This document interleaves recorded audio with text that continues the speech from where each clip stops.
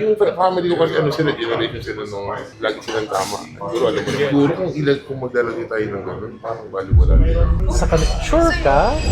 In a wedding, one thing I also want couples to consider, this is a chance kung pwede mong sabihin. Yung mga hindi mo usually nasasabi or parang even just like na-appreciate ko everything you've done for me, yung parang ilabas mo. I would love for you both to have an opportunity to get to say that kung gusto nyo lang. Ha? And I would love for you also to have the memory na parang, when you look back on your wedding, dun mo nasabi, part ng memories nyo na nasabi mo to the people closest to you, how much you love or nalabas mo, na-express mo. Is that a memory or something you wanna tie together with your wedding day memories? Pero kasi kahit na maging open ako, yung family ko kasi ano sila, generation sila nung lagi silang tama. Siguro alam mo. Yes, I totally understand. I know that, yeah. So anything na sabihin mo na Kontra. sabihin mo talagang kontra. Siguro kung ilan kung maglalagay tayo ng gano'n, parang baliwala. Sa sure ka? Sa kasi ako, open ako yung sa family ko. Nakikita ko sa mga namin na parang sabi ko sa kanila gusto nila makasal na ako kasi matanda gusto ni papa ng ako. Kung wala kasi siya makapagala siyempre sabi ako naman siya kung ano yung gusto ng family. Okay naman sa kanya pero yung sa kanya lang gusto niya is kasal na. Yes. Sabi ko siguro siya kasal. Of course, oo. Wala naman problema sabi ko. Pero ngayon nag-open ko sa family ko minsan. Siyempre ngayon parang medyo mahina yung business ko. So talagang medyo baldado. Bahay lang ako ngayon. Parang dyan lang ako ngayon. Pero paunti-unti. Diba? Pero sa ngayon talagang mahina. Eh, minsan humingi ka na kung sa kanila. Galit pa sila. Kasi makikita nila, may sakit pa ako. Actually, may sakit ako. What do you have? So, Really? Are you okay? Are you... okay naman. Okay naman ako. Gagamot naman ako. Okay. Tinutulungan ako ng mga. Actually, nagsasabi ako ngayon sa mother ko. Kasi pag sinabi mo sa father ko, para sa akin, ibigis na sana tulungan ako. Hindi eh. Or at least sabihin in a way na at least pasensya na, hindi, or not in a way na stressful. Oo. You can say no, pero considerate naman. So, feeling ko ngayon, siyempre, sa bahay, para ako pasahan. Hindi, totoo naman eh. Diba? Yun ang bang film eh, parang chapwera ngayon eh. Pero hindi naman nila nakita na kung time na graduate ako hanggang nung nagkasakit ako kasi nung naka-COVID, saka lumabas ako sa Wednesday. So, ngayon lang talaga. For your dad lang, pero your mom okay naman. Hindi, minsan siyempre, mama, ganun din. Ganun din. Oo. Really? Well, I'm sorry to hear that. Pero aside from that, let's say you have all of that, there's love naman. Do you feel it? Ako naman. That's tough. And hindi ko naman naiintindihan yung dynamic ng relationship nyo. Kasi syempre maraming layers yan eh. Hindi na, this is a part of it eh. Let's say, if you really look at it and you try, I'm not saying justify ha. If you look at the table, meron tayong iced tea, meron tayong menu, meron tayong ganito. O let's say natapon to. Let's say konting stain. Yan. Lagyan natin ng konti. Ay, may ano basa. But if you see there's iced tea, there's this, there's all of these things. Yung stain, if you look at the stain, totoo yan. But if you look also at the iced tea, may iced tea rin. Like you have something that you can appreciate and have.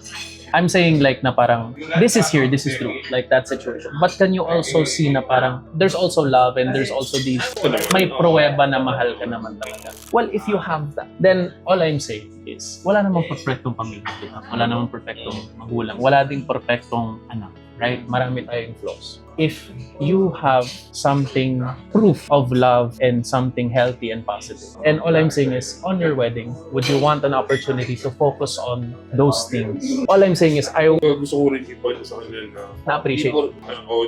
itong binigay nilang pagkakataon. Na-appreciate ko.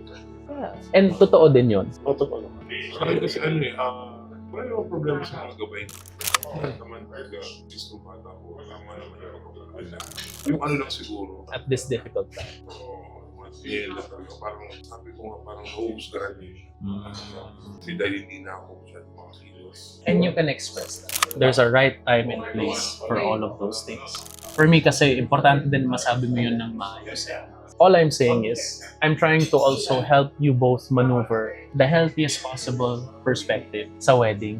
Kasi minsan nangyayari sa wedding, yung mga mabibigat at medyo parang negative parts of your relationship, hindi ko napapasalita si daddy. Ayoko nang ipasalita si mami. Hindi kami sasayaw. Ayoko nang ipasalita yung kapatid ko kasi nag-aaway kami ngayon.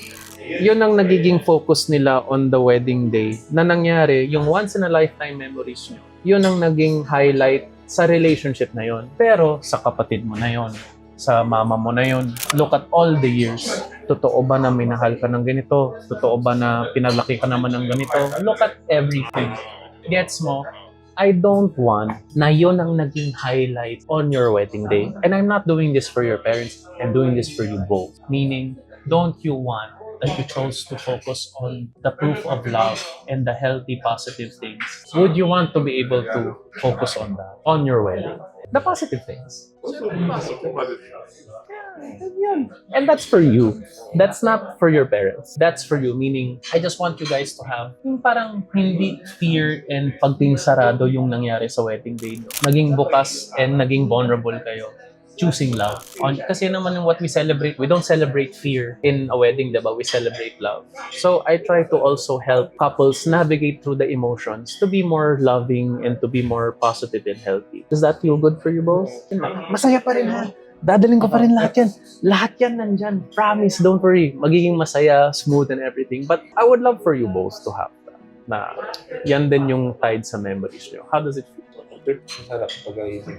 You look lighter. O, di ba? Oh, you seem light. Di ba, Doc? Di ba mo mas mag... Pero syempre, ano lang, No. nailabas ko lang yun. But he needed to let it out. Kasi minsan kasi pag hindi mo ilabas, parang kailangan mong ilagay sa tamang lugar yung mga emotions na yun. And sometimes you just need to talk about it. Kasi kung hindi mo lalabas, kung saan yan pupunta dito sa loob, di ba? Dito, next yun yung galit ka sa iced tea, di ba? Ba't ka galit sa iced tea? Hindi, kasi si daddy, di ba? Mali, di ba? Or no, anger that is not put in its rightful place. Ang ganda, naging ano pa tayo, session tayo, no? Tala nyo, iba-iba yung usapan sa Oo nga, naging open forum. no, but in a wedding kasi, it is open. And I would love for couples to be more loving and more vulnerable.